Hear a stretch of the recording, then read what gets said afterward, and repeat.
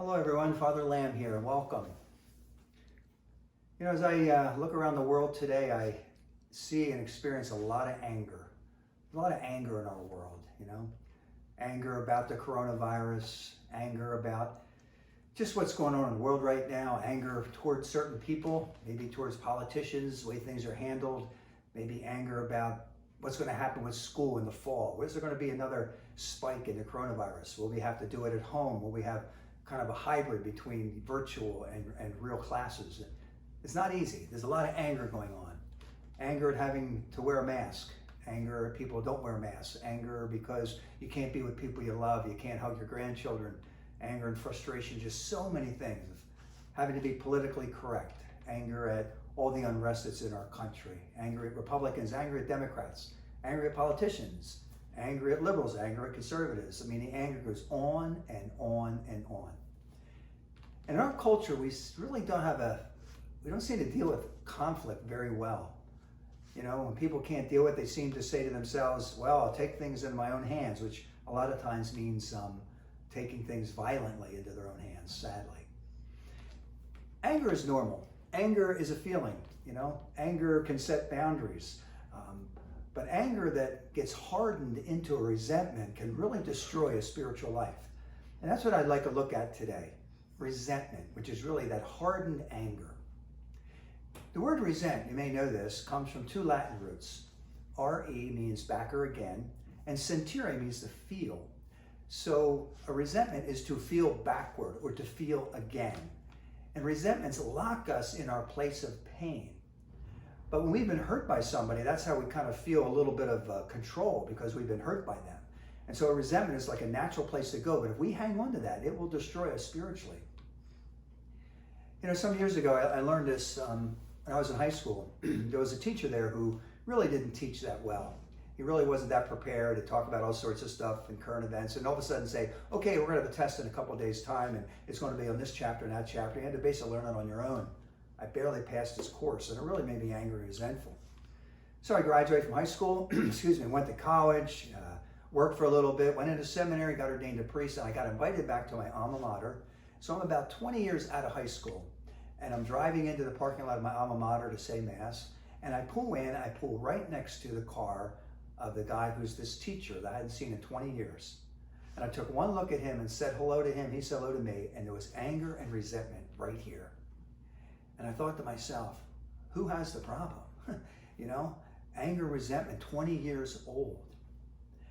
Someone once said to me when I was holding on to a resentment, he said, that person owns you. When you and I resent someone, they own us because all we're doing is thinking about them. They're sort of renting space in our heads, and that can be something that can really destroy us. I've mentioned this before. My father was a recovering alcoholic. He died sober back in 1995. I'm very proud of my dad. He taught us a lot about alcoholism in our family. And what I really admire about him now as I look back is he wasn't anti-alcohol. He knew some people could drink, but he knew he couldn't. And what he taught us, though, was really powerful. Because I remember as a young kid, he would talk to us about resentments. And he would say that resentments are the number one killer of an alcoholic. And that's in the big book of Alcoholics Anonymous. And it says that all sorts of spiritual diseases and spiritual maladies come from resentments.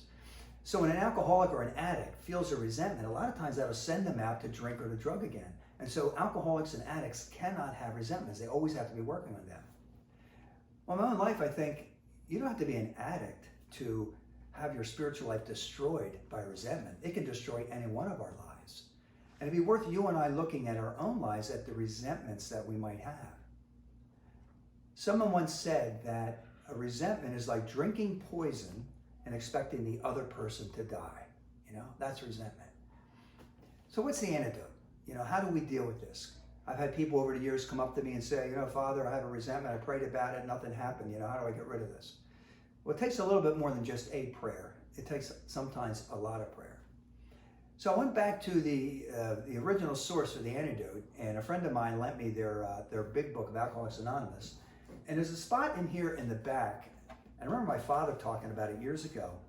That they talk about in the big book how to stay sober and how it works and all that. But then later they have a whole bunch of stories in the back about people and were drinking and drugging and how their lives hit a bottom, and then how they got well through Alcoholics Anonymous. So this is the next to last story. And in this story, this man quotes a clergyman, how to deal with resentment. And this is a very powerful thing. It's found on page 552 of the book, Alcoholics Anonymous. So if this rings true for you, copy it off the internet and put it on your mirror in your bathroom, because this thing is very powerful. So please listen and bear with me. I'm going to read this verbatim. This anonymous clergyman said, "If you have a resentment you want to be free of, if you will pray for the person for the thing that you resent, you will be free.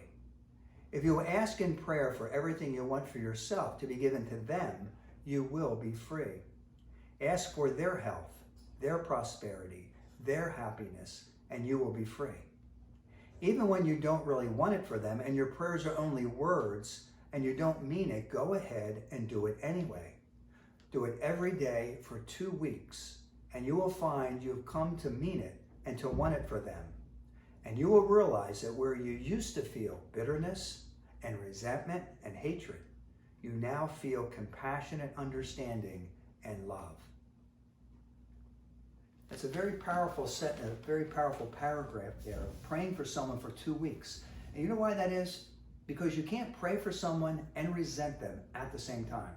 You're either going to stop praying or you're going to stop resenting. See? And that's why in the beginning you may have to do it behind gritted teeth, because you're praying for God to give all the best to this person who hurt you. That's not easy to do. This is a spiritual exercise. It really takes a lot of courage.